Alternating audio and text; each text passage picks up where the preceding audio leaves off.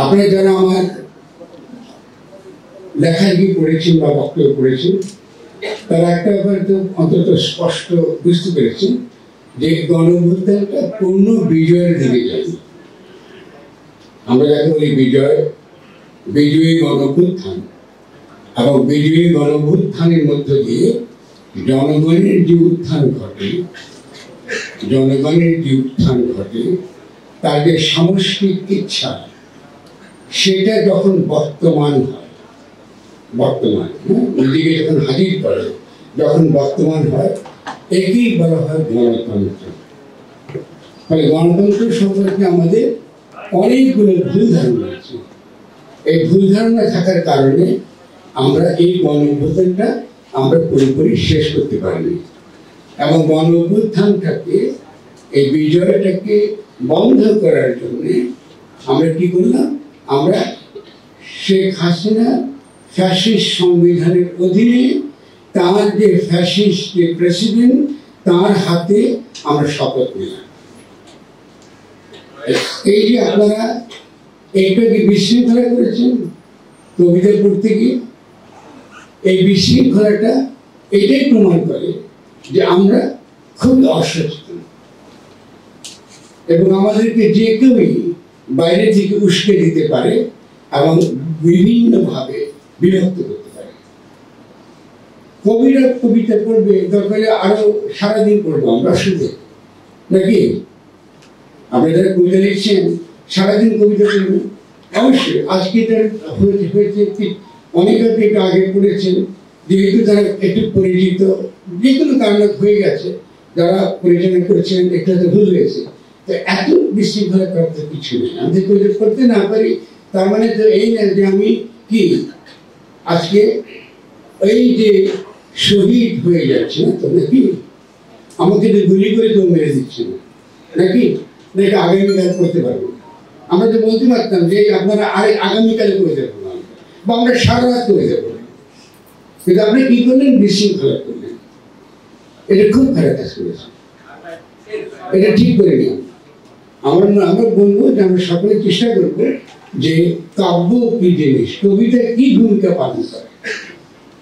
তো আমরা নিজেরাই ঠিক না, কবিতা কি ভূমিকা পালন করে।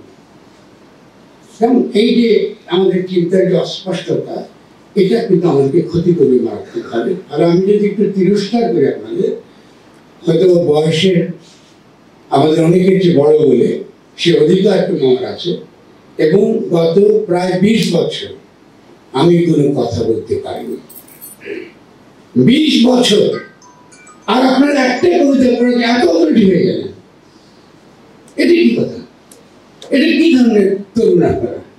আপনারা যারা এখানে বসে আছেন, আর যে তরুণরা যুদ্ধ করছে, লড়াই করছে, আপনাদেরকে কথা বলার সুযোগ দিয়েছে, তাদের কথা একবার ভেবেছেন আপনারা?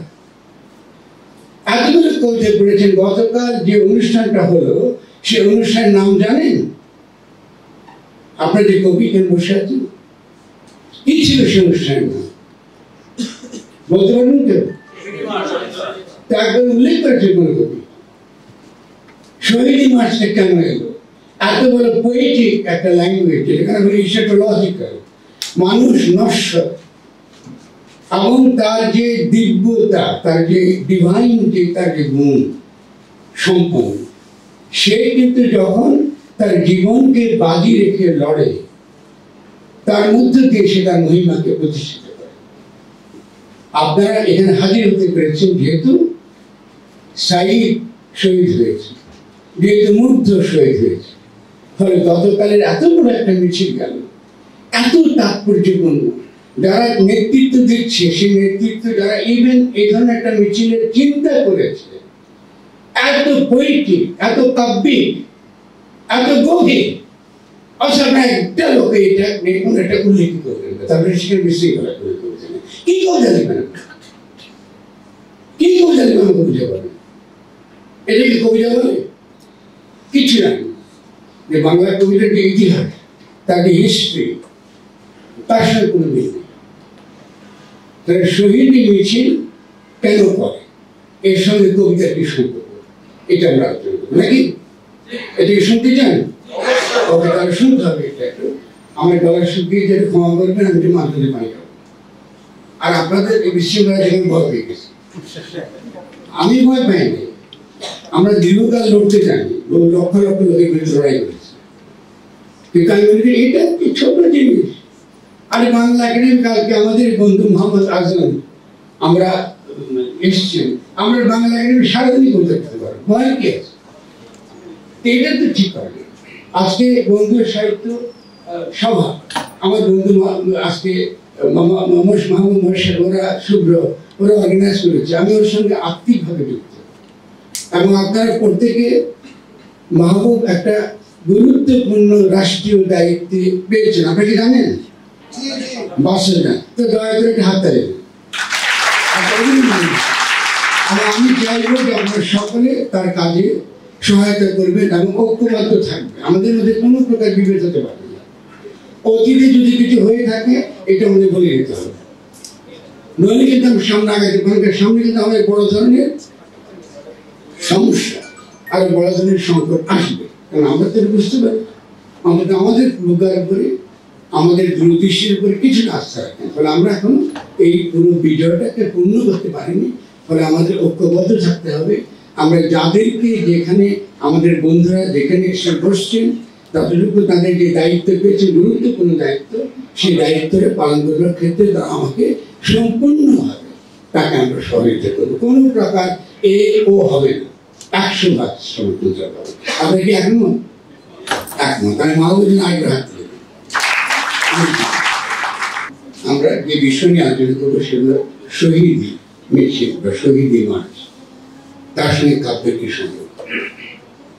শহীদি মার্চটা যে দ্বারা যেটা করেছেন, আমাদের তরুণদের যে চিন্তা, যে কারণে আজকে এত বড় একটা গণ-অভ্যুত্থান ঘটে গেল, ফলে তারা কিন্তু আপনাদেরকে দর্শন চর্চায়, কাব্য চর্চায়, জ্ঞান চর্চায়, রাজনীতি চর্চায় অনেক অনেক অগ্রসর। হয়তো তাদের বয়স আপনাদের মতন, কিন্তু তারা দীর্ঘকাল ধরে বিভিন্ন পাঠ চক্রের মাধ্যমে, বিভিন্ন চিন্তা চেতনা, তর্ক বিতর্কের মধ্য দিয়ে তাদের যে চিত্তের যে বিকাশ ঘটেছে, বুদ্ধির যে বিকাশ ঘটেছে, তার কারণে তারা আজকে অত্যন্ত কম বয়সে তারা এত বড় একটা ঘটনা তারা ঘটিয়ে দিতে পেরেছে। বিরাট ঘটনা, এটা একটা অভূতপূর্ব ঘটনা, যা বিশ্ব ইতিহাসে তার কোনো নজির নেই।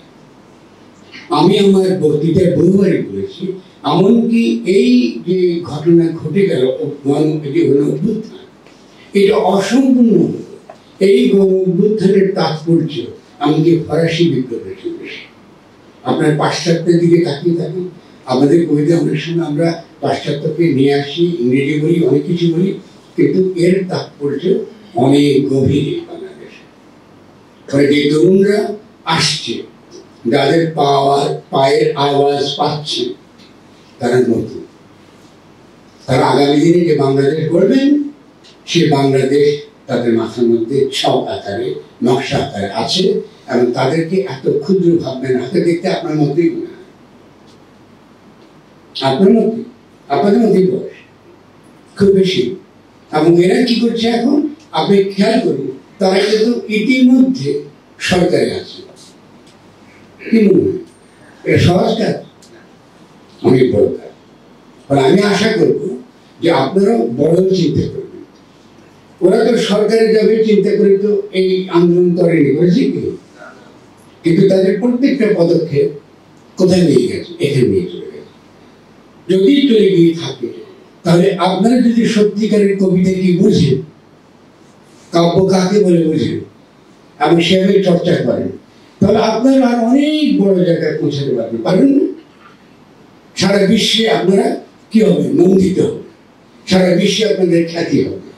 কিন্তু যে কবিতাগুলো আমরা পড়েছি, তারা নিজের বাড়িতে গিয়ে পড়বেন যে কবিতাগুলো সঙ্গে বাংলা কবিতার ইতিহাসের সঙ্গে তার আদৌ কোনো সম্পর্ক আছে কিনা।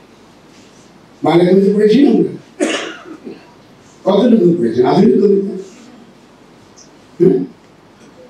আমি দুনিয়ায় বলি, যে বুঝতে পারি কিনা কার কবিতা নেই। খণ্ডিলে খণ্ডন নাই সে অখণ্ড, খণ্ড খণ্ড হয়ে আছে তেই সে কারণ। কার কবিতা বলুন?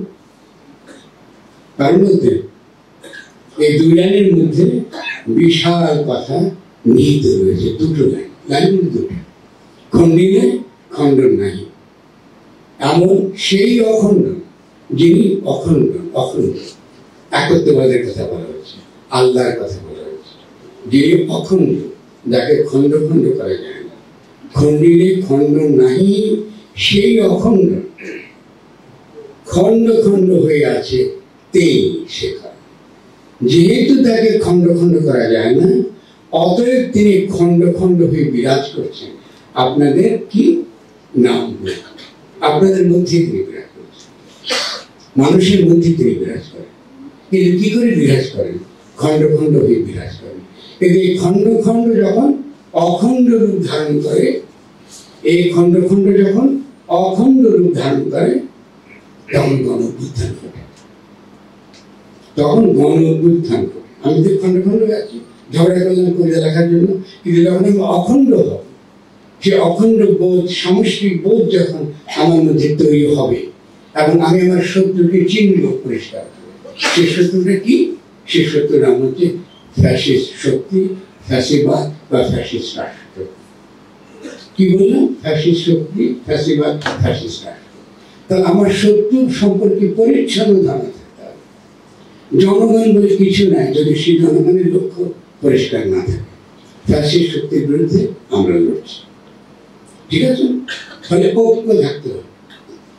সেই ঐক্যের ভিত্তিটা হচ্ছে আমরা জনগোষ্ঠী হিসেবে, রাজনৈতিক জনগোষ্ঠী হিসেবে ঐক্যবদ্ধ হচ্ছি।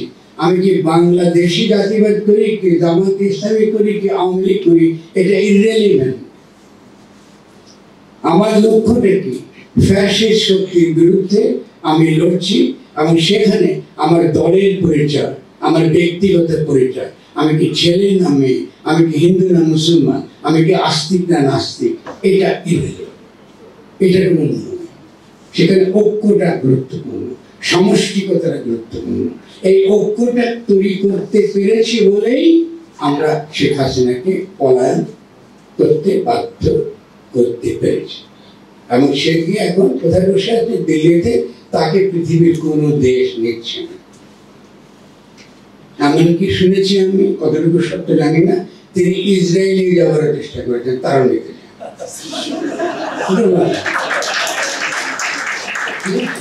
এই এমনটা অবস্থা আমাদের হয়েছে, এবং আমরা কি চাইছি যে তাকে বাংলাদেশে ফেরত আনতে হবে। আপনারা জানেন, এই যে এতগুলো হত্যা তিনি করেছেন, এই যে এতটা বছর তিনি বিভিন্নভাবে আমাদেরকে অত্যাচার করেছেন, নির্যাতন করেছেন, তাহলে তাকে দেশে ফিরিয়ে এনে বিচার, এটা কি আমরা চাই না? ডেফিনেটলি আমরা চাই। তাহলে এই কথা তো আমাদেরকে তুলতে হবে, এবং এই কথা যতবার আমরা তুলি ততবারই দিল্লিতে কাঁপুনি শুরু হয়। কেন কাঁপুনি শুরু হয়? কারণ আপনি একটা খুনিকে জায়গা দিয়েছেন। একটা খুনিকে জায়গা দেওয়াটা তাদের ভাষায় এটা একটা ডিপ্লোম্যাটিক এম্বারাসমেন্ট, এটা কূটনৈতিক বিড়ম্বনা, কূটনৈতিক বিড়ম্বনা। এই বিড়ম্বনার ভিতর দিয়ে তারা যেতে চায়। ফলে সেই কারণে আজকে আমরা যদি ঐক্যবদ্ধ থাকি, এবং যে তরুণরা আমাদেরকে নেতৃত্ব দিচ্ছে, আগামী দিনে তারা আমাদেরকে সামনে এগিয়ে নিয়ে যাবে, এবং আমি বিশ্বাস করি তারা পারবে, এই আস্থাটুকু আমার আছে। সেক্ষেত্রে আপনারা তাদের নেতৃত্বে বিশ্বাস করবেন। যদি তারা মাঠে ডাকে, আপনারা মাঠে নামবেন, কারণ আমাদের লড়াই কিন্তু শেষ হয়নি। কেমন? এই যে একটু আগে যে উদাহরণটা আমি দিলাম, এই উদাহরণটার মধ্যে দিয়ে এটা বুঝাতে চেয়েছি, আপনার নিজের ভাষার সঙ্গে আপনার একটা সম্পর্ক রচনা করতে হবে। সে সম্পর্ক ছেদ ঘটে গেছে। নিজের ভাষা আপনি নিজে বুঝেন না, যে ভাষায় কথা বলেন, আপনার কবিতা যদি পড়েন রিক্সাওয়ালা বুঝবেন না, বুঝলেন? আপনি বলে বুঝলেন, বুঝবেন। গ্রামের কৃষক বুঝবেন, বুঝবেন। কিন্তু এই যে দুনিয়ায় বলেছি, যদি আপনি চিরাগে যান বলেন, সকলে বুঝবেন। কিংবা যদি বলেন আল্লাহ হরি ভজন ভোজন সকলে মানুষের শ্রেষ্ঠ, অনাম অচিরায় বচন বাগেন্দ্রীয় না সম্ভব। বুঝেছেন কিছু? আল্লাহ হরি ভজন ভোজন সকলেই মানুষের শ্রেষ্ঠ, সবাই কিন্তু মানুষ বানিয়েছে, ধর্ম মানুষ তৈরি করেছে। আল্লাহ বলেন, হরি বলেন, ভগবান বলেন, সব কি মানুষের তৈরি করে নাই? আপনি তো কবি ভাষা নিয়ে কাজ করেন, এটা কি মানুষ তৈরি করে নাই? মানুষ করেছে। তো প্রশ্নটা হচ্ছে এই, আল্লাহ হরি ভজন পূজন সকলই মানুষের সুযোগ। তাই যদি হয় তা আল্লাহকে ডাকবে কেন? এটাই যদি হয় আল্লাহকে কিভাবে ডাকবে? আল্লাহকে ডাকবে তো কোনো উপায় নাই। কারণ কি? কারণ হচ্ছে অনামক অচিনায় বচন বাগেন্দ্রীয় না সম্ভব, যার নাম নাই, যাকে চিহ্নিত করা যায় না কোনো দাগের দ্বারা, কোনো দাগ দিয়ে চেনা যায় না। আমি যদি এখানে আল্লাহ লিখি, এটা কি আল্লাহ হবে? হবে কিনা? আমি আল্লাহ লিখলাম কাগজে, এটা আল্লাহ হবে? জোর করে বলেন। আসতে বলতেছে কি? আপনারা কি সত্যিকারের যারা ইসলামকে বিকৃত করে ওদের দ্বারা প্রভাবিত? তাহলে জোরে বলেন, আল্লাহ লিখলে এটা আল্লাহ হয় না। এই জন্য এই কথা বলা হচ্ছে যে অনামক অচিনায় বচন, যার কোনো নাম নাই, যার কোনো বচন নাই, যাকে কি বাগেন্দ্রীয় না সম্ভব, মানুষের কণ্ঠ দ্বারা তাকে উচ্চারণ করা যায় না। আপনি উচ্চারণ করলে শিরিক হয়, আপনি আল্লাহ বললে শিরিক হয়। কেন? ওই আল্লাহ উচ্চারণটা তো আল্লাহ থেকে। আপনি বলছি কোনো মূর্তি পূজা করা যাবে না, তাহলে আল্লাহ উচ্চারণ করলে কিন্তু শিরিক হয়। এটাকে পোয়েট্রি চলে, কারণ ভাষার চরিত্রটা দিয়ে আলোচনা হচ্ছে, রিপ্রেজেন্টেশন। ভাষায় তাকে আমি রিপ্রেজেন্ট করি, যে ভাষা দ্বারা আমি রিপ্রেজেন্ট। আমার নাম ফারাদ মাজার। ফারাদ মাজার লিখলে কি আমি একই লোক? একই লোক তো না। আমি ওই চিহ্ন দ্বারা যাকে প্রতিনিধিত্ব করছি, সে আর যাকে প্রতিনিধিত্ব করছি, এই দুটো এক না। চিহ্ন এবং যা চিহ্ন কি চিহ্নায়িত বা চিহ্ন দ্বারা যাকে আমি পেশ করছি, দুটো এক না। দেখুন, অলরেডি কিন্তু বাংলা ভাবের জগতে জাগদের আলোচনা বহুভাবে শুরু হয়েছে। আপনারা এখন মাত্র শুরু করছেন আলোচনা করছেন, বহুভাবে শুরু হয়েছে। এই যে শেষের যে উল্লেখ করলাম, এটা কার লেখা জানেন? এটা ফকির লালন শাহ। নদিয়ার যে ভাবচর্চার যে ধারা, যে গভীর ধারা, সে গভীর ধারার সঙ্গে এইটা হলো উদাহরণ। আর আগেরটা ছিল সৈয়দ সুলতানের। একটা উদাহরণ দিয়েছি চট্টগ্রাম থেকে, আরেকটা উদাহরণ দিয়েছি নদিয়া থেকে। এই হলো বাংলা, এই হলো বাংলা। গর্ববোধ করুন, এটা আপনার বাংলা। আপনি যে বাংলা ভাষায় লিখছেন, এটা কোনো মূল্য নেই, কারণ আপনার তার সঙ্গে কোনো ঝুঁকি নেই। আমি অর্থই বুঝেন, এই বাংলা আপনি হারিয়ে ফেলেছেন। তাহলে যখন তারা এই শহীদি মিছিল কথাটা বলল, এই শহীদি মিছিলের যে মূল যে ফিলোসফিক্যাল মানে, সেটা হচ্ছে যে পুনর্মঞ্চায়ন বা একই জিনিসের আবার অভিনয় করা, একই জিনিসটা স্মৃতিতে নিয়ে আসা। আজকে কি কি আমাদের শহীদের সময় মারা গেছে, তারা আমাদের সঙ্গে হাজির নাই, কিন্তু সেই ঘটনাকে বারবার মুক্ত করে তোলা, বারবার মুক্ত করে তোলা, বারবার একই ঘটনার অভিনয় করা, এই ঘটনার মধ্যে দিয়ে একটা জনগোষ্ঠীকে আমরা ঐক্যবদ্ধ করি, তার স্মৃতির মধ্যে তাকে পুঁতে দেই, যেন সেটা মজবুত হয়। তার স্মৃতির মধ্যে পুঁতে দিতাম, যেন এই জনগোষ্ঠীকে আর কখনোই কোনোভাবে পরাজিত করা না যায়। আপনারা কারা কারা ছিলেন কথা বলেছিলেন? কেউ ছিলেন কোন কবি? এখানে খুব কম। তো আপনারা কবি কি ছিলেন? আর এখানে সে কবিদের পরে যে বইটি শুরু করেছে, তাহলে এটা আমি কাউকে ধরে দেবো না, আপনার না থাকার জন্য। কিন্তু আমি বলবো যে আমরা গভীরে যাব। আজকে এত বড় লড়াই চলছে, এবং এই তরুণ ছেলেরা একটার পর একটা ঘটনা দিয়ে, একটার পর একটা প্রোগ্রাম দিয়ে তারা জনগণকে শিক্ষিত করে তুলছে। এই যে আমি আপনাকে এত বড় একটা দার্শনিক ভাবে ব্যাখ্যা করলাম, এটা তো কেউ না কেউ তো ব্যাখ্যা করবে। তো তারা তো আপনাকে বোঝার জন্যই এই ধরনের অনুষ্ঠান করা গেছে, এই ধরনের প্রোগ্রাম করা গেছে। কি জন্য? যে স্মৃতির মধ্যে যদি আমরা স্মৃতি হারিয়ে ফেলি, তাহলে আমরা পরাজিত হই। যদি আমাদের স্মৃতি হারিয়ে যায়, তাহলে জনগোষ্ঠী হিসেবে আমরা হারিয়ে যাই। স্মৃতি নষ্ট হলে জনগোষ্ঠী হিসেবে আমরা টিকে থাকি না। আমি একটা উদাহরণ দিই, কি করে আমরা টিকে থাকিনি আগে। শেখ হাসিনার আমলে, আপনার তো আমার যে ছোট বয়সে, আমরা যখন 21শে ফেব্রুয়ারি আসতো, তখন কি করতাম? খালি পায়ে প্রভাত ফেরি করতাম, ভোরবেলা সারা রাত জেগে থাকতাম, ভোরে প্রভাত ফেরি নিয়ে বেরোতে হতো। আর আমরা কবিরা কি করতাম, কবিরা কোথাও একটা আমাদের যে পাড়ায় কোনো একটা প্রেস বা কোথাও পেলে সারা রাত বসে বা তার এক সপ্তাহ বসে ওই আমাদের এইসব কবিতাগুলো ওগুলো লিখতাম, ওসব গল্পগুলো আমাদের গল্পগুলো লিখতাম অনেক কষ্ট করে ভোরবেলা সেই পত্রিকা নিয়ে। আর আমরা ওই কি বড় ব্যানার নিয়ে আমার ভাইয়ের রক্তে রাঙানো 21শে ফেব্রুয়ারি আমি কি ভুলিতে পারি, এই গান গাইতে গাইতে সবাই কোথায় যেত, শহীদ মিনারে যেত। শহীদ মিনার পরে কোথায় যেত, বাংলা একাডেমিতে আসতো। কারণ বাংলা ভাষা তাকে কায়েম করার জন্য, তাকে প্রতিষ্ঠিত করার জন্য যে লড়াই, সেই লড়াইয়ের ফল হচ্ছে বাংলাদেশ। আমি ঠিক বলছি, যদি ওই লড়াই না থাকতো তাহলে বাংলাদেশ হতো না। এই লড়াই আমরা করেছি, তার মধ্যে আমাদের বাংলা ভাষা এবং বাংলা ভাষার যে ইতিহাস, সেই ইতিহাসের সঙ্গে আমরা যুক্ত হয়েছি।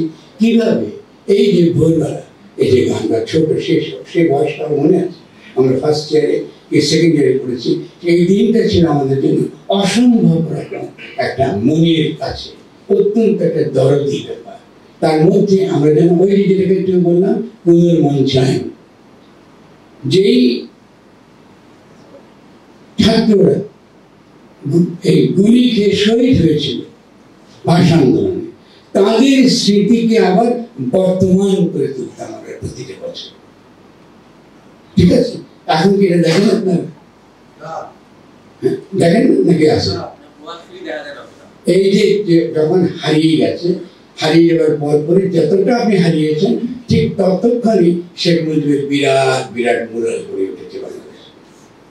তখনই বাংলাদেশের ইতিহাস হারিয়ে গিয়েছে, তখনই বাংলাদেশের ইতিহাস বলতে আওয়ামী লীগের ইতিহাস হয়ে গিয়েছে। যেহেতু আপনি স্মৃতি ধ্বংস হয়েছে, দোষটা আওয়ামী লীগের, দোষটা আওয়ামী লীগ। কারণ আমরা এই স্মৃতিকে পুনর্মঞ্চায়ন করি, তার যে বারবার তার পুনরাভিনয়ের দরকার আছে, তাকে যে বারবার মনে করার ব্যাপার আছে, এটা কিন্তু আমরা মনে করি না। ঠিক আছে, এই মনে না করা কিন্তু আমাদের মূল্য দিতে হয়েছে অনেক চড়া দাম। এই যে ভুলে যাওয়াটা, এই ভুলে যাওয়াটার উপরেই ফ্যাসিস্ট শক্তি, ফ্যাসিবাদ এটা দাঁড়িয়ে আছে। তার জন্য কে দেয়? তার জন্য কে দেয়? আমরা দেয়। ঠিক আছে, দেখুন আমি কিন্তু নিজের উপরে রাগ করেছি, কারণ আমি আমার কবিতার বইগুলো আপনাদের জন্য এনেছিলাম সামনে, কিন্তু যে করে কারণে হোক না কেন কথা উঠেছে যে আগামী প্রকাশনী আওয়ামী লীগের সঙ্গে হাত মিলিয়েছিল। কোন প্রকাশনী হাত মিলায়নি আমাকে বলুন? বাংলাদেশে কে এমন ছিল অল্প কিছু মানুষ ছাড়া যারা হাত মিলায়নি? আমি এতটা বছর আমাকে কোনো কিছু বলতে দেওয়া হয়নি। এই এই এই রাষ্ট্র, এই সমাজ আপনার তুলে দিলেন না, এটা কেমন কথা? আমি কোথায় ছাপবো? এমনিতে তো ছাপবে কোথায়? আর প্রত্যেকটা যে বাংলা একাডেমিতে তাদের যে অকুপেশন, তারা যেভাবে এটাকে দখল করে রেখেছে বিভিন্নভাবে আমাদের বিভিন্ন প্রতিষ্ঠানগুলো, সেই তো শাস্তি, সেই বিবেচনা আমাদের আসতেই পারে। ঠিক আছে, আমরা সেটা প্রকাশকদের সঙ্গে আমরা সেটা নিয়ে আমাদের মীমাংসা হবার সময় আছে। ঠিক আছে, বাংলা একাডেমিতে এখন হয়েছে, তাহলে আগামী দিনে যখন আবার পুস্তক গবেষণার ব্যাপারটা আসবে, সেটা কিন্তু মোকাবিলার করার পথ কিন্তু ওই জায়গায়। এখনই আপনারা আমার কবিতার বই বাইর করে দিচ্ছেন, তাহলে এটা কি হলো? এটা তো হলো না, মিলল না। তা আমি বলবো যে, আমি বিনয়ের সঙ্গে বলবো, কারোর উপর রাগ করছি না, এই যে ভুলগুলো আমরা করি হয়তো অজান্তে, হয়তো সাবধানে, এটাই কিন্তু ফ্যাসিবাদের লক্ষণ। প্রত্যেকটা ক্ষেত্রে আমরা বিরোধ করি, আমরা ঐক্যের চেষ্টা করি না। আপনি যদি মনে করেন যারা এতটা আজকে তাদের ফ্যাসিস্টদেরকে আমরা আজকে উৎখাত করেছি, আপনার আওয়ামী লীগের নাম বাদ দিয়ে ভিন্ন নামে তারা হাজির নেই, আসে। আমাদের স্মৃতি বিস্মৃতির কথা বলেছি, স্মৃতি ভুলে গিয়েছে। এই স্মৃতি ভুলে যাওয়াটা কি ফ্যাসিজম না? ফলে এই পুরো ক্ষমতা এই রাষ্ট্র ফিরে এসছে যেহেতু আমি বিস্মৃতির মধ্যে আছি। ঠিক আছে, ফলে আমরা যেটা করবো, প্রথম কাজটা হচ্ছে আমাদেরকে ঐক্যবদ্ধ থাকা, এবং ঐক্যবদ্ধ থাকার ক্ষেত্রে আমাদের পরিষ্কার আমাদের লক্ষ্য হচ্ছে ফ্যাসিস্ট শক্তি, ফ্যাসিবাদ এবং ফ্যাসিস্ট রাষ্ট্র ব্যবস্থা, যেটা যায় নাই, আগামী না, আগামী না, জামাত ইসলামী না, কিংবা আওয়ামী লীগ না। ফ্যাসিস্ট শক্তি তাকে সুনির্দিষ্টভাবে চিহ্নিত করতে হবে। বাংলাদেশে বহু আওয়ামী পরিবার আছে যেখানে তার বাবা আওয়ামী লীগ কি মা আওয়ামী লীগ, ছেলে কিন্তু রাস্তায় যুদ্ধ করতে নেমেছে। দেখেছেন না আপনি? বহু চলেছে। তো আপনি কেন বিভক্তি তৈরি করেন? এটা তো আমাদের বিভক্ত করার সময়। আজমি 8 বছর পরে গুম হয়ে ফিরে এসছেন 8 বছর পরে একটা মানুষ এই ফ্যাসিস্ট শক্তির আয়না ঘরে 8টা বছর তিনি কাটিয়েছেন। আকাশে দেখেননি তিনি ছাড়া আরো অন্যান্য অনেক যারা মুক্ত হয়েছেন, 3 জন যারা, তারা আকাশ দেখেননি, আলো দেখেননি। 8 বছর তিনি ফিরে এসেছেন। ফলে এই যে একটা মানুষ তিনি ফিরে এসে যে কথাটা বলেন এটা খুব গুরুত্বপূর্ণ, খুব সেন্সিটিভ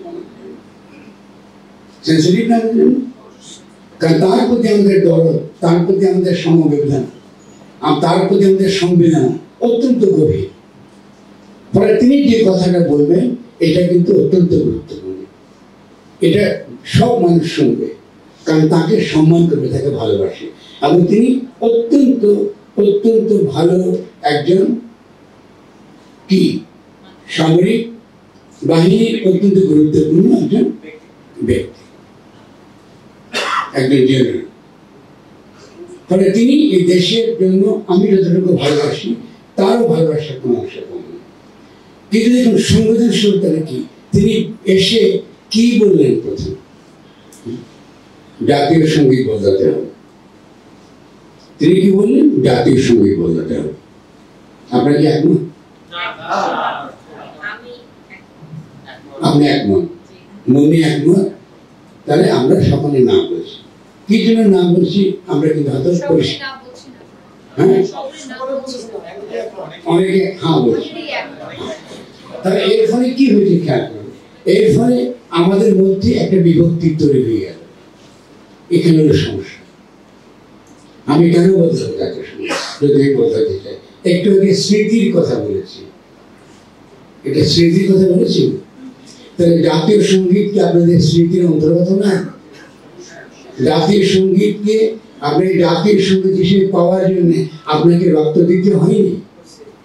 আচ্ছা, আমার একটা বই আছে, রক্তের দাগ মুছে রবীন্দ্রনাথ। রবীন্দ্রনাথকে যদি আপনি এই ঠাকুর পরিবারে মনে করেন যে একটা মানে আমি মুসলমান, সে হিন্দু, এই বিভক্তির জায়গা থেকে যদি তার দিকে আপনি তাকান, তাকে সেভাবে বিচার করেন, আপনি আরেকটা বিভক্তি তৈরি করেন। সেই সময় রবীন্দ্রনাথের গান আমরা 60 দশকে আমরা শুনতে পারিনি, কারণ পাকিস্তান আমাদেরকে রবীন্দ্রনাথকে নিষিদ্ধ করেছে। দেখুন স্মৃতি ভুলে যাওয়াটা কত ভয়ানক, স্মৃতি চ্যুত হওয়াটা ভয়ানক জিনিস। যখন আমি চ্যুত হয়ে যাচ্ছি তখনই কিন্তু আমি যে ঐতিহাসিক ধারাবাহিকতা, সেই ধারাবাহিকতা থেকে আমি বিচ্ছিন্ন হচ্ছি। এখান থেকে কিন্তু ফ্যাসিজম জন্ম নেয়, এখান থেকে বিভেদ শুরু হয়। এখন আজমি এটা ভেবে বলেছেন বা তাকে কেউ বলিয়েছেন এটা আমি বলতে পারবো না, হয়তো আগামী দিনে আমি জানবো। কিন্তু এতে আমরা অনেকে যারা জনগণকে এই গণ অভ্যুত্থান পরবর্তী সময়ে আমরা ঐক্যবদ্ধ রাখতে চাইছি। কারণ দিল্লি বারবার বিভিন্নভাবে এখানে বিশৃঙ্খলা সৃষ্টি করার চেষ্টা করছে। ফলে তারা ক্যাম্পেইন করতে পারছে যে বাংলাদেশে ইতিমধ্যেই একটা ইসলামী দলগুলো, এখানে জঙ্গিবাদীরা ক্ষমতা এসে গেছে। আপনারা যারা ভারতীয় পত্রপত্রিকা পড়েছেন, এটাই কিন্তু মূল ক্যাম্পেইন। এবং এই যে জাতীয় পতাকার কথাটা বলার সঙ্গে সঙ্গে ভারতীয় সমস্ত পত্রপত্রিকা বলা শুরু করেছে যে বাংলাদেশে ইতিমধ্যে একটা জঙ্গিবাদী, ইসলামবাদী, মৌলবাদী একটা সরকার এসে গিয়েছে। ঠিক আছে? এবং দিল্লি দাবি করবে এটা তাদের জন্য নিরাপত্তা ইস্যু। ইতিমধ্যেই বর্ডারে কিন্তু গুলি হয়েছে, বর্ডারে গুলি হয়েছে। যখন গুলি হবে তাহলে একটা আপনাদের মধ্যে একদল বলবে যে হ্যাঁ রবীন্দ্রনাথ বাদ দিতে হবে, আমরা ইসলামী রাষ্ট্র চাই, রবীন্দ্রনাথ বাদ, আমরা কোনো হিন্দুদের কিছু রাখতে চাই না, এটা বলবেন। আর আমরা আরেক দল যারা এই যে এত দীর্ঘদিনের প্রস্তুতি নিয়ে গণ অভ্যুত্থানের সফল হলো, আমরা কি করবো? এটা কি সামলাতে পারবো? মাত্র আমরা এই কি বলবো, এই অভ্যুত্থানটা আধা বিজয় হয়েছে, বাকি বিজয় বন্ধ। তবে এটা কিন্তু আজমি সজ্ঞানে বলেছেন, আমি কি জানি না। যদি তিনি না বলে থাকেন, আমি কাতরভাবে অনুনয় বিনয় করে তাকে বলবো এটা বলা ঠিক না। তার মতো এত বড় তিনি এই ফ্যাসিস্ট শক্তির অধীনে তিনি অত্যাচারিত হয়েছেন, তার সঙ্গে রবীন্দ্রনাথের কোনো সম্পর্ক নেই। এটা বাঙালি জাতিবাদের, বাঙালি পরিচয়বাদ, যে জাতিবাদটা এখানে ইসলাম নির্মূল করার রাজনীতি করেছে, এটা তাদের সমস্যা। এবং ফলে যারা আমার লেখা পড়েছেন, আমি দীর্ঘকাল ধরে বারবার বোঝাবার চেষ্টা করেছি, এই ইসলাম বনাম সেকুলারিজম, এই বাইনারি আমাদেরকে ভয়ঙ্কর বিপদের দিকে নিয়ে যাবে। এই বাইনারি থেকে আমাদের বেরিয়ে আসতে হবে। এবং ইসলাম নামক কাল্পনিক একটা ইসলাম মাথায় রেখে, আর এখানে যে ইসলাম, বাস্তবে যে ইসলামটা আমাদের মনের মধ্যে, আমাদের শিল্পে, আমাদের সাহিত্যে হাজির রয়েছে, এটার মধ্যে আকাশ পাতাল তফাৎ। বাংলাদেশের মুসলমান বা বাঙালি মাত্রই ইসলামের দ্বারা প্রভাবিত, সেটা হিন্দু হোক কিংবা মুসলমান। শ্রী চৈতন্য জিকির করতেন, আপনারা কি জানেন? উনার জিকিরের নাম কি? শ্রী চৈতন্য জিকির করতেন, উনার জিকিরের নাম কি? দেখতে পাচ্ছেন? আপনি তো বাঙালি না, এই জিকিরের নামকে নাম কীর্তন। জিকির মানে নাম কীর্তন, আল্লাহর নাম নেওয়া। তা আপনি আল্লাহ আল্লাহ করছেন, আর সে হরে কৃষ্ণ করছেন, তফাৎ তো একই। রবীন্দ্রনাথ কি পৌত্তলিকতায় বিশ্বাস করতেন? করতেন না। উনি কি একত্ববাদী ছিলেন? ছিলেন। তো ওনার সঙ্গে ঝগড়া কিসের? আমাকে বলুন, ওনার সঙ্গে আমার ঝগড়াটা কিসের? বুঝাইতে বলতে হবে আমাকে। আমি রবীন্দ্রনাথকে বাদ দেবো কেন? হিন্দু বলে? তাহলে আমরা আলোচনা করি, অসুবিধা নেই। আমরা আলোচনা করবো যে ঠিক আছে, আপনার একটা যুক্তি দিচ্ছেন রবীন্দ্রনাথকে বাদ দিতে হবে, জাতির সঙ্গে বাধাতে হবে, আমি মেনে নিই। তাহলে আমাকে বলেন কেন আমি থেকে বাদ দিব?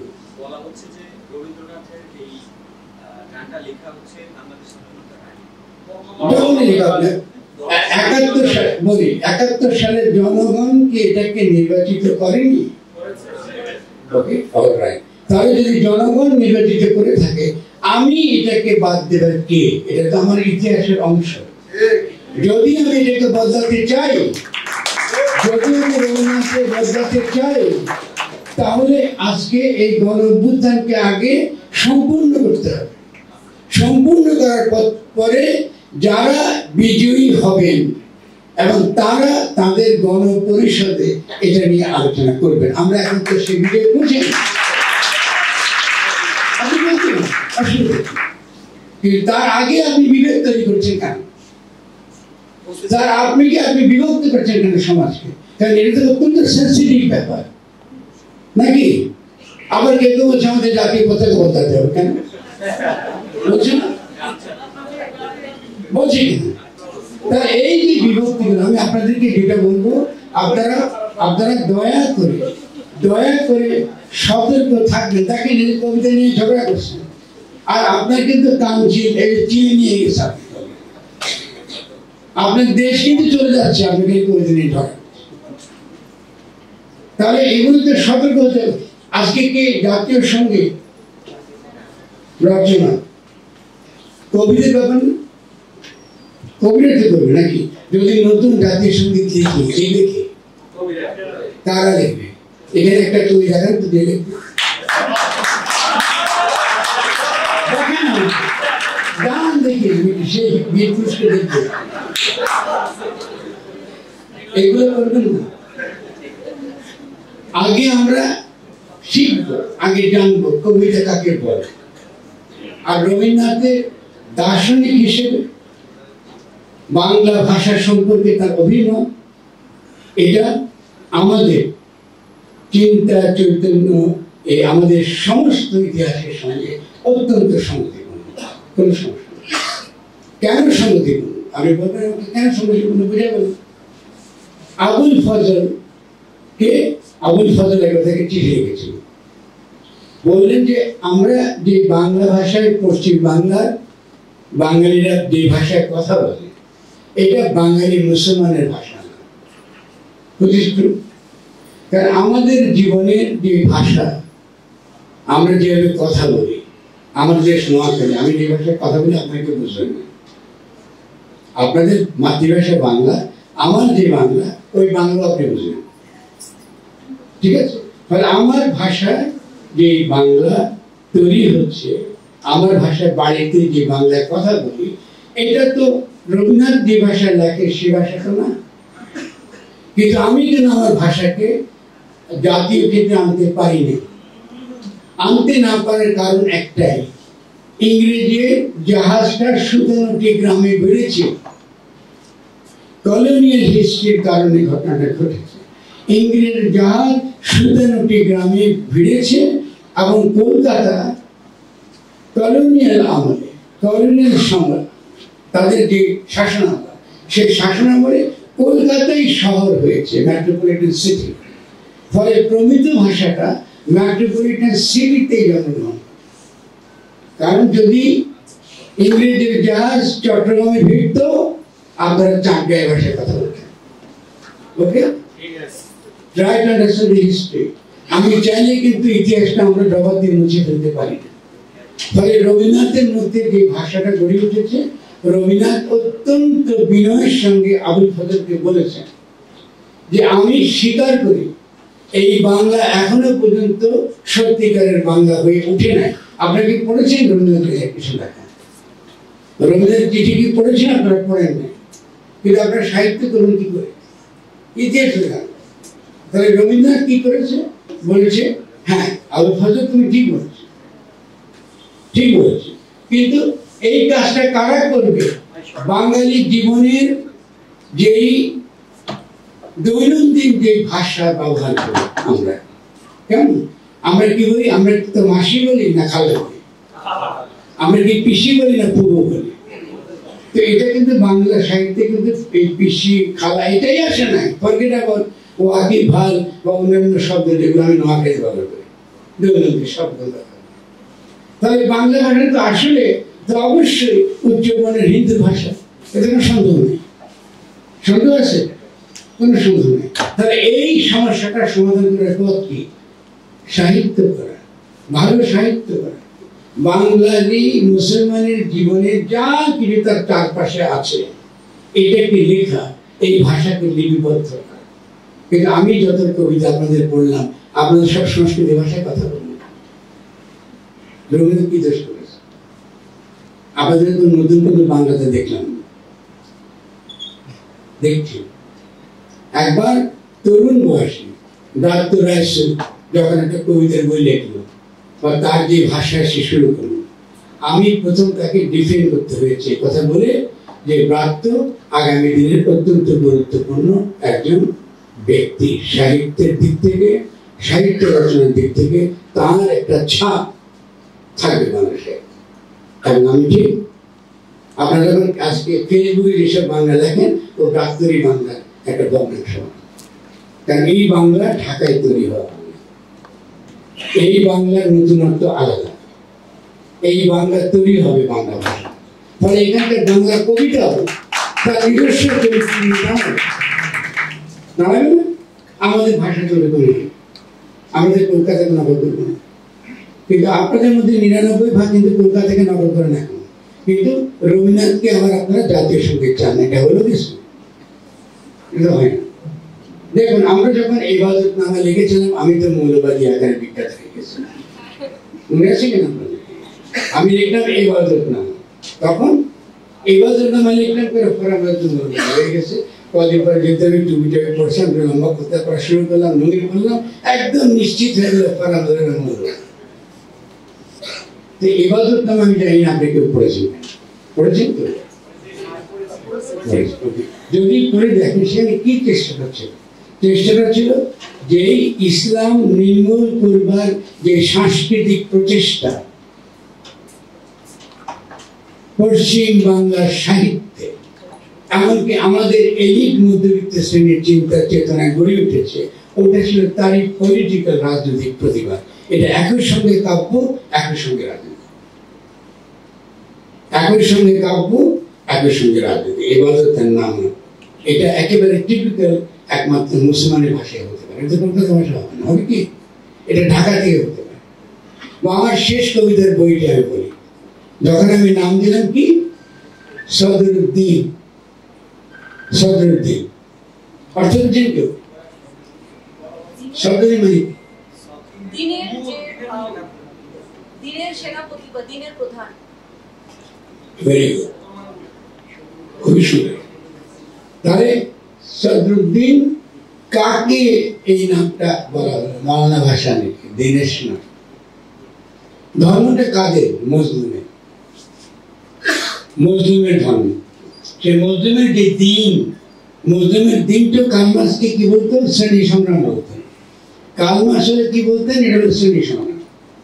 আমি তাকে কি করলাম, আমার সাধারণ বাংলাদেশে যে জনগণ সে সহজে বোঝে, তার সঙ্গে ওটা আত্মার সম্পর্ক হয়, তা আমি নাম দিলাম সদরুদ্দিন। এই সদরুদ্দিন কিন্তু সীমানা মানে না, ওর কোনো জাতিবাদ নেই, ও কিন্তু মানুষকে নিয়ে তার কারবার, বিশ্বকে নিয়ে তার কারবার। সে বিশ্ব সমাজ করতে চায়, ঠিক আছে? মুসলিম উম্মাহ বলে কোনো কিছু নাই ইসলামে, বিশ্ব সমাজ আছে, উম্মাহ আছে, মাদার অফ কমিউনিটি। তাহলে এই যে ধারণাগুলো যেগুলো বাইরে থেকে আমদানি হয়, সৌদি আরব থেকে আসে, ইরান থেকে আসে, তুরান থেকে আসে, আফগান থেকে আসে, তাহলে আপনারা এইটাকে তো বাংলার মধ্যে তো মিলবে না,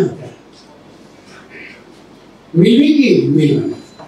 বাংলা কিরকম, বাংলার সঙ্গে ইসলামের মোকাবিলাটা কিরকম? এরকম হয়, এই সুরতে দুর্যোগে যাবে যে বলে সে গুনাহগার। এই হলো বাংলা। আপনি গ্রামে যাবেন, এই গান দেখবেন গ্রামের লোকজন গায়, আপনারা কিন্তু এখানে শুনবেন না, কারণ আপনাদের কোথাও পড়ে না।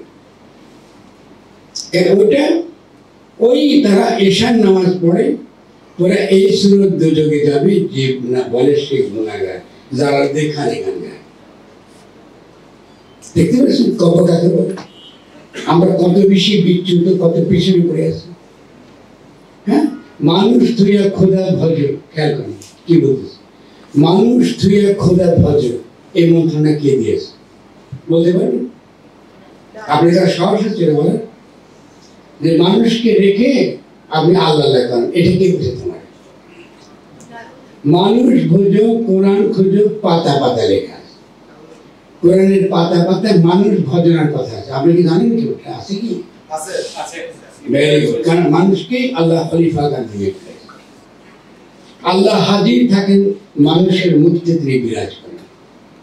এই জন্য ওই যে বললাম শহীদি মিছিল, এই শহীদি মিছিলের মধ্যে মৃত্যু এবং জীবনের যে সন্ধিক্ষণ, সে সন্ধিক্ষণের মধ্যে আল্লাহ হাজির হন স্বয়ং।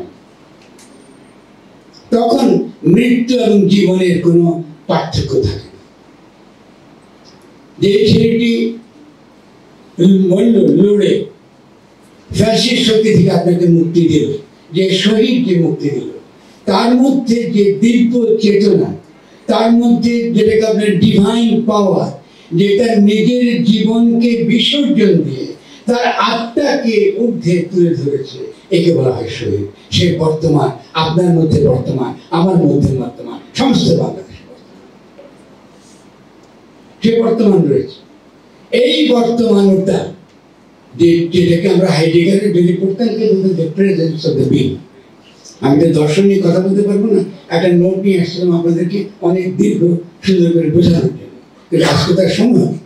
কিন্তু এই যে প্রেজেন্সটা মানুষের সঙ্গে, এই যে দিব্যতার যে সম্বন্ধ, এই সম্বন্ধকে কি করে বর্তমান করতে হয়, বাস্তবিক করতে হয়, ইহলৌকিক করতে হয়, তারই কিন্তু একটা কি হলো, অভিনয় হলো কথা। আপনি বুঝতে পারবেন, ঠিক আছে না? এই অভিনয় বারবারই করতে হবে আমাদের।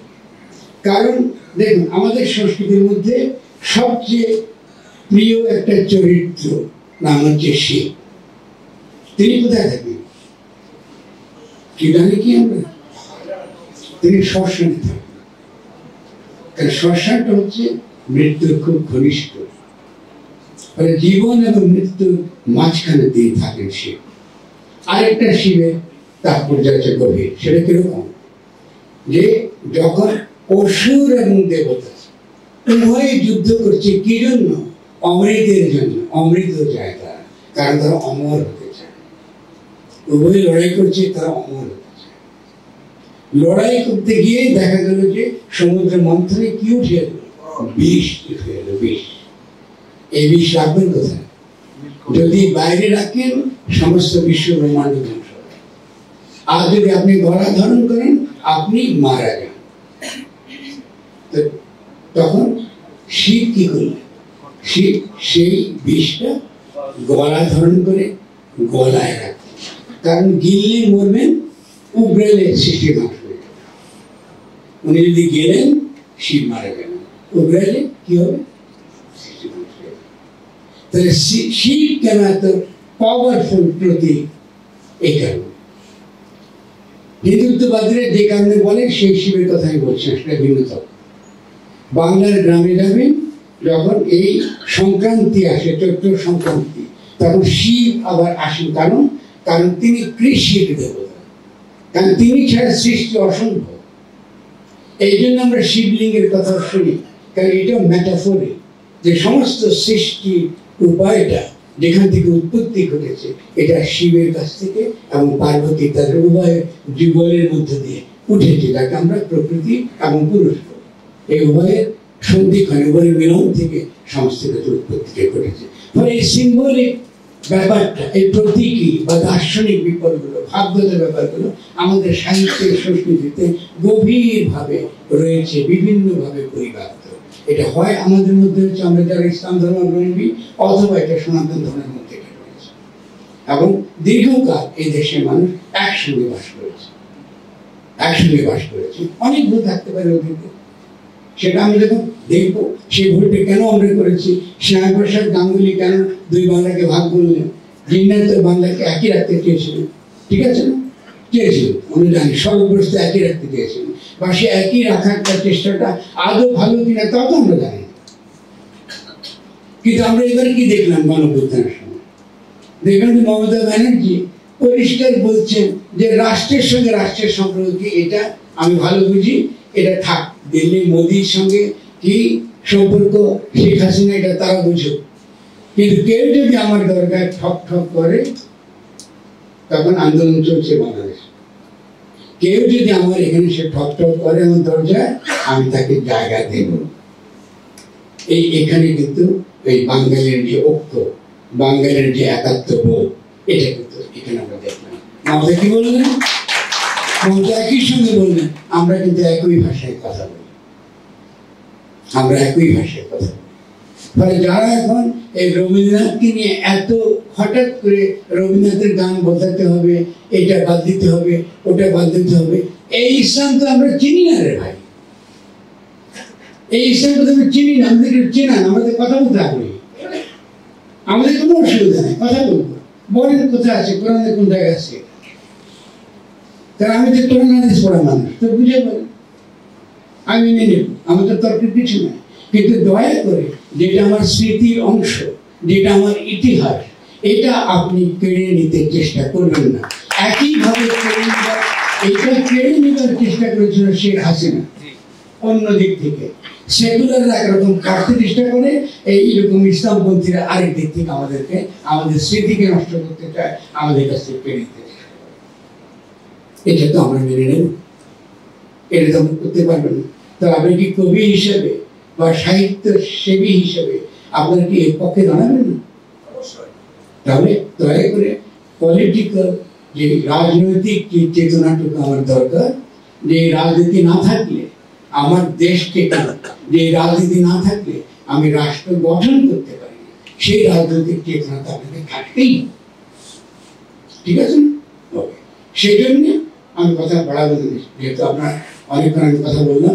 মূল কথাটা হচ্ছে এক নাম্বার, আমরা ঐক্যবদ্ধ থাকবো। এটাকে একমত সবাই? আমাদের মধ্যে তারা বিভেদ সৃষ্টি করে, সেকুলার হতে পারে, আওয়ামী লীগের হতে পারে, এমনকি বিএনপি হতে পারে। যদি বিভেদ তৈরি করতে চায়, আমরা এই বিভেদ আমরা মানব না, যে এই বিভেদ মানব না। আমাদের মূল ফোকাস একদম সুনির্দিষ্টভাবে আমরা ফ্যাসিজমের বিরুদ্ধে, সকল প্রকার ফ্যাসিজম, সেটা সেকুলার ফ্যাসিজম হতে পারে, ইসলামিক ফ্যাসিজম হতে পারে না, একদম সকল প্রকার ফ্যাসিজমের বিরুদ্ধে। যদি আপনি মনে করেন যে আপনারটাই সহি আর আমারটা সবসময় মিথ্যা, এইগুলো ফ্যাসিজমের শুরু। এই জায়গায় দাঁড়িয়ে আপনি মাজার ভাঙতেছেন, এই জায়গায় দাঁড়িয়ে আপনি একটার পর একটা মাজার ভাঙতেছেন, এটা কিন্তু ফ্যাসিজম রে বাবা। এটা কিন্তু দেখেছি আমরা শেখ হাসিনার মধ্যে, একই জিনিস, একই মুদ্রার এপারের ওপার। এটা কিন্তু আমরা হতে দেবো না। আপনি মাজার নিয়ে তর্ক হতেই পারে, মাজার নিয়ে আমাদের ভিন্ন দৃষ্টিভঙ্গি থাকতে পারে, ঠিক আছে। ফকির লালন শাহের ধারার মধ্যে মাজার নাই, কারণ তারা কবর পূজা করে না, তারা মানুষ বলে না করে, জানতো মানুষ বলে, ফলে ওখানে কবর পূজা নেই, কিন্তু ওখানে একটা মাজার আছে।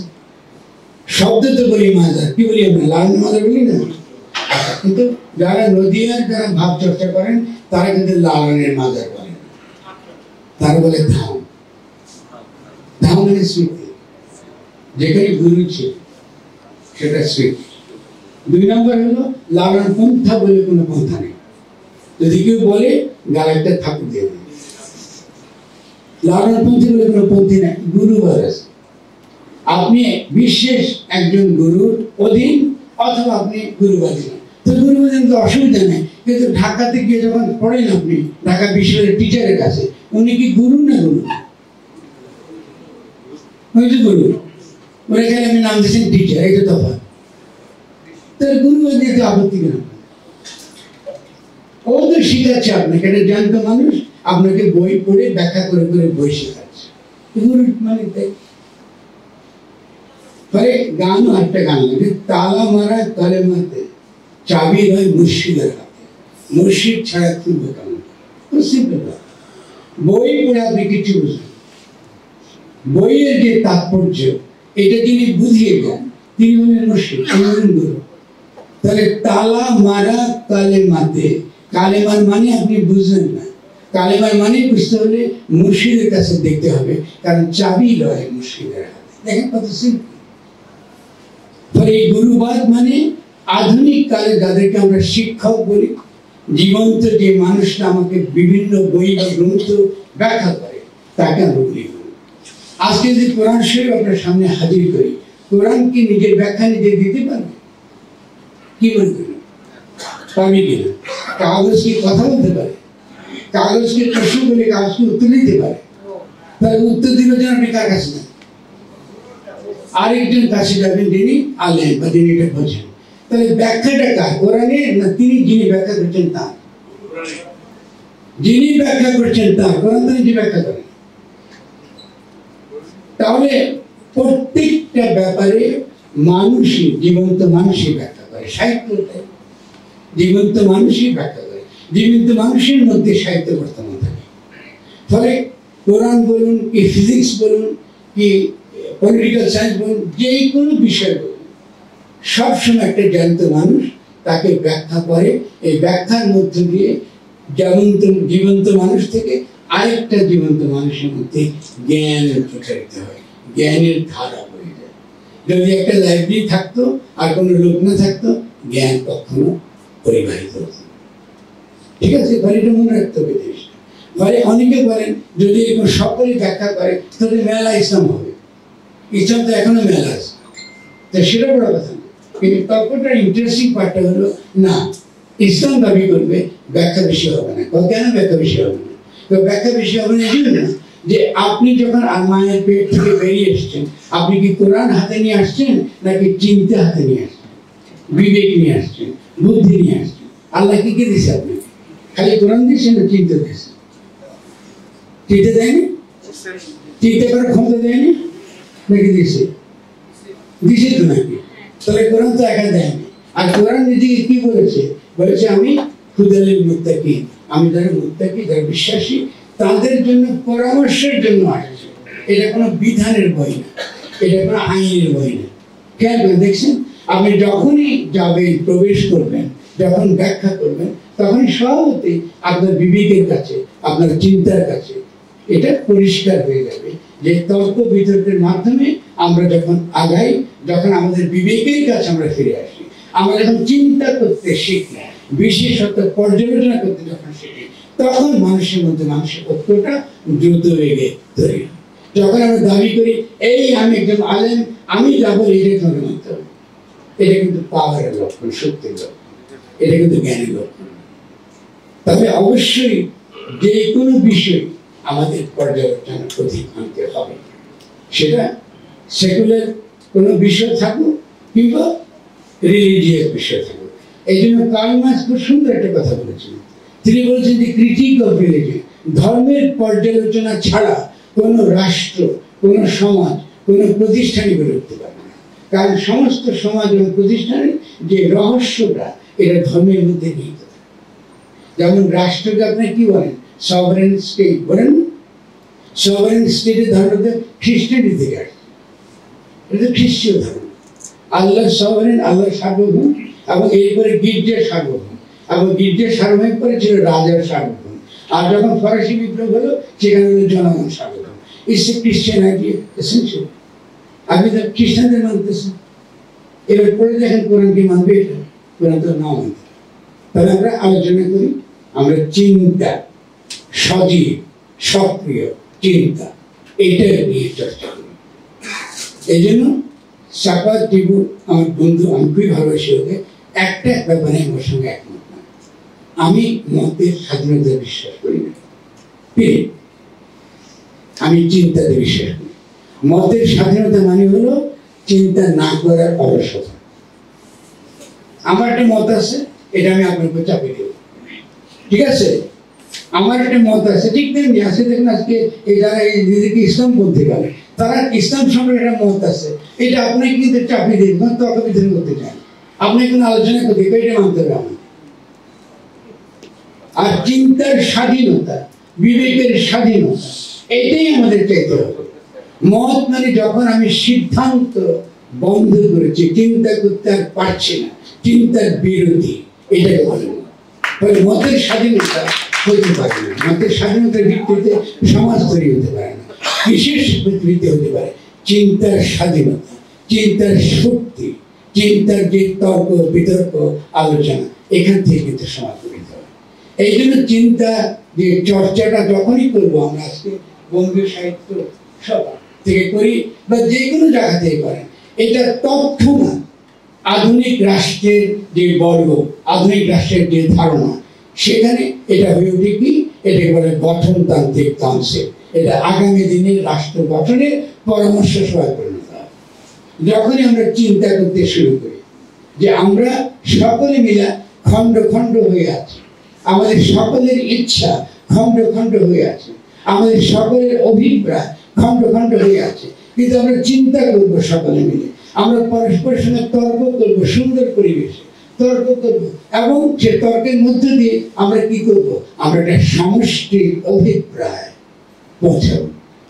এই যে সমষ্টির অভিপ্রায়ে যাওয়ার যে প্রক্রিয়া, এটাই কি রাজনৈতিক সাহিত্যে এটাকে বলা হয় কি গঠনতান্ত্রিক কাউন্সিল।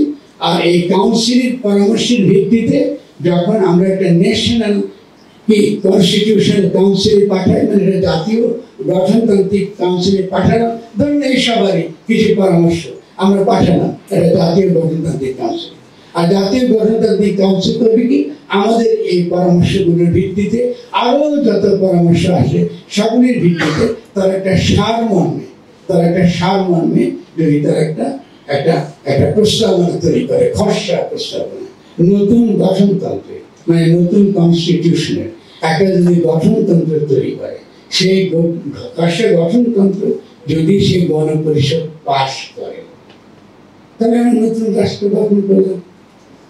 তাহলে নতুন রাষ্ট্র গঠন করতে চিন্তা ছাড়া অসম্ভব, চিন্তার চর্চা ছাড়া ইম্পসিবল, এবং চিন্তার পরস্পরের সঙ্গে কথা বলা, আলোচনা করা অসম্ভব। এটাই তো করতে পারবে না, পরস্পরের সঙ্গে বিরোধ করতে পারবে না, এখন ঝগড়া করতে পারবে না, আমাদের মধ্যে বিশৃঙ্খলা তৈরি করা যাবে না। আলোচনা করবো, আসুন আলোচনা করি। তাহলে এই আলোচনার মধ্যে দিয়ে আমরা একটা সামষ্টিক, আমরা সকলে কি চাই এটার একটা রূপ ফুটে বেরোবে। এই সকলে কি চাই, সকলের কি অভিপ্রায়, এই অভিপ্রায়টাকে রাজনৈতিক সাহিত্যে বলা হয় পপুলার সভারেন্টি। পপুলার সভারেন্টির ভিত্তিটা কি? জনগণের সার্বভৌম ইচ্ছা। জনগণের সার্বভৌম ইচ্ছা আমাদের সংবিধান বলে তার যে পরম অভিব্যক্তি, সার্বভৌম ইচ্ছার পরম অভিব্যক্তি, এটাকেই গণতন্ত্র বলে। ভাইরা বোনেরা, এটা কি গণতন্ত্র? নির্বাচনের গণতন্ত্র বলে। নির্বাচনটা হলো গণতন্ত্রের চর্চা। এই সার্বভৌম অভিপ্রায়ের ভিত্তিতে যদি বাংলাদেশ গঠিত হয়, তখন যে গঠনতন্ত্র প্রণীত হবে সেই গঠনতন্ত্রের বর্ণিত নির্দেশাবলীর অধীনে সরকারের নির্বাচন হবে। তবে যদি নির্বাচন হয় বাংলাদেশে, দুটো নির্বাচন হতে হবে। আগে হতে হবে গঠনতন্ত্র প্রণয়নের নির্বাচন, মানে গণপরিষদের নির্বাচন, তারপরে হতে হবে সরকারের নির্বাচন। এটা মধ্যে কোনো রহস্য নাই। রহস্য আছে কিছু? সিম্পল। তো এখানে ঝগড়া করার কিছু নাই। আর ইতিমধ্যে এই সরকারের মধ্যে তো বিএনপি আছে, বিএনপি তো ক্ষমতায়, বিএনপিকে আন্দোলন অংশগ্রহণ করে না, কি মনে করেন? করেছে, সকলে অংশগ্রহণ করেছে, কিন্তু আমরা দলে করি নেই। তা তো দলের প্রতিযোগিতা হবে, সেটা হবে যখন আমরা রাষ্ট্রটাকে বানাবো, রাষ্ট্র যখন গঠিত হবে, আমাদের ইচ্ছার ভিত্তিতে যখন রাষ্ট্রটা তৈরি হবে, তারপরে গিয়ে আমরা সরকার গঠনের নির্বাচন করব। তো নির্বাচন দুটা, একটা হচ্ছে গণপরিষদ নির্বাচন, আর আরেকটা হচ্ছে কি সংসদ নির্বাচন বা সরকার নির্বাচন। ঠিক আছে? তো আমি এই কথা বলে শেষ করছি। আমি যদি একটু আপনাদের সঙ্গে তিরস্কার করি বা খারাপ আচরণ করি, আমাকে মাফ করে দেবেন, কারণ আমরা অত্যন্ত গুরুত্বপূর্ণ সময় আছি এবং আপনারা অত্যন্ত ধৈর্য ধারণ করে আমার কথা শুনেছেন। আমি খালি শেষ এই কথা বলতে চাই, এই যে এতগুলো কথা বললাম, এই সমস্ত কথার মধ্যে সবচেয়ে বড় ভূমিকা যারা পৃথিবীতে রেখেছে বা রাখবে, তাদেরকে বলা হয় কবি। আমি জানি না আপনারা জানেন কিনা কবি অর্থটা কি। কবি এবং নবীর মধ্যে সীমা রেখা অত্যন্ত ক্ষীণ। কবিরা যখন ভুলে যায় যে সে যা কিছু করে ওই ডিভাইন, সেই দৈব প্রতিভার গুণে করে, তখন তারা বিচ্যুত।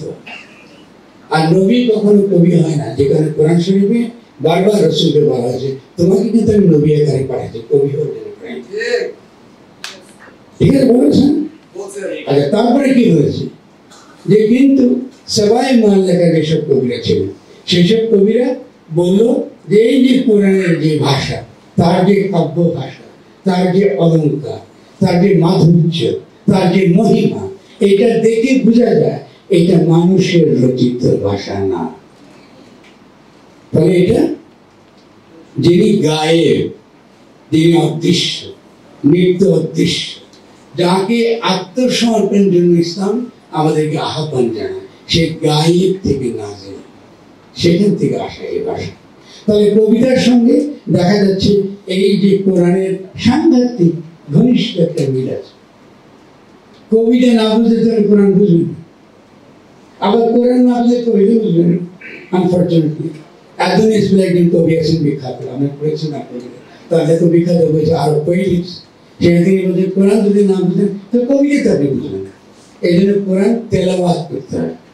আল্লাহর কি কোনো প্রিন্টিং প্রেস আছে? ছাপাখানা আছে? যে ছাপায় দুনিয়াতে টুক টুক টুক করে ট্রান্সলেট করে আছে কি রে ভাই? তো উত্তর দিচ্ছেন না। এটা ওহী আকারে, আল্লাহ কোনো প্রিন্টিং প্রেস নেই। ছাপাখানার জন্য ছাপা বই আকারে কোরআন আসে না, কোরআন এসছে ওহী হিসাবে। যদি এটা বুঝেন তাহলে বুঝবেন এই যে গ্রন্থ, কিতাব, দলিল এগুলো নিয়ে যারা আগ্রহ করে তারা কিন্তু কোরআনের সঙ্গে তাদের কোনো সম্পর্ক, কোরআন এইভাবে আসে না। ফলে আমরা যখন কোরআনের সঙ্গে আমাদের হৃদয়ের সম্পর্কটা যখন আমরা স্থির করতে পারবো, এই যখন শক্তিশালীভাবে আমরা দিব্যতার সঙ্গে, ডিভিনিটির সঙ্গে আমাদের দৃঢ় সম্বন্ধ হবে, তখন কি হবে? দয়াল নবীর দয়া হলে দেখবি লীলা কি চমৎকার। নবীর যে দয়া হবে তখন দেখবে যে মজাটা কেমন। এই যে যাকে আমি আল্লাহ ডাকি, কি ঈশ্বর ডাকি, কি ভগবান বলে, তিনি যে কত মধুর, তার আস্বাদনটা কত মধুর, তার স্বাদটা কত পবিত্র, এইটা আমরা পাবো যখন আমরা এইগুলোকে পরিষ্কার বুঝতে পারবো। এবং বলা হয় সবার আগে এটা কবিরা বুঝে, সবার আগে এটা কবিরা বুঝে, পৃথিবীর সব দেশের স্বীকৃত। এবং অনেকে এটাও দাবি করেন যে কবি মাত্রই মুসলমান, কবি মাত্রই রসুলমান। এই কথাটা বলার পেছনে এটাই যুক্তি থাকে যে কোরআন একদিকে নবীকে আর কবিকে এক করে নাই, এটাকে নাকচ করে দিয়েছে যেন নবীকে কোনোভাবে হীনমন্য করা না যায়, হীন করা না যায়। কিন্তু অন্যদিকে কবিতাকে উঠে তুলে ধরেছে। কবিতা যে অলঙ্কার, তার যে কাব্য সৌন্দর্য, সেই কাব্য সৌন্দর্য ছাড়া আমরা আস্তে আস্তে কবিতা বুঝি না। তো আমি আশা করবো আরেকদিন আপনার বিভিন্ন দার্শনিক, সে দেরিদা বলুন, হাইডেগার বলুন, এই সমস্ত দার্শনিকের আলোকে আরেকদিন আশা করবো একটা মাহকে এবং শুভ্রকে আমি অনুরোধ জানাবো, ত্রিপুরা আছে, যাতে আমরা দীর্ঘ একটা সেমিনার করতে পারি যে বাংলাদেশে কাব্যকে গড়ে তোলার জন্য অন্যান্য কি ধরনের দার্শনিক বিতর্ক পৃথিবীতে জারি রয়েছে, এবং তার সঙ্গে আমরা তরুণদেরকে যারা আজকে জ্বরে বসছে আগামী দিনে তারা ঝগড়া না করে এসে শুনে বসে দিনগুলো বুঝে, এবং আমরা ইনশাল্লাহ অনেক ভালো বড় করি বাংলাদেশের তরুণ।